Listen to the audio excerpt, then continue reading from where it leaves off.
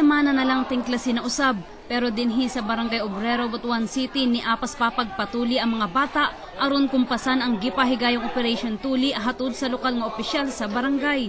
Usa sa mga nakabaton og libreng tuli ang 10 anyos nga si Arnel.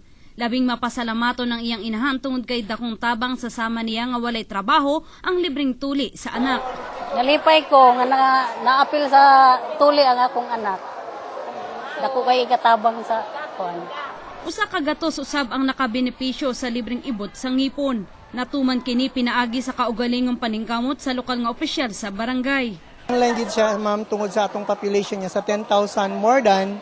So kinahanglan gid nato tungod sa kawadon sa atong mga katawhan sa kulang sa panginabuhi. So kinahanglan gid kani nga mga medical assistance atong ihatag kanila. Labi na gayud kay libre ang mga tambal sulod sa 7 ka adlaw.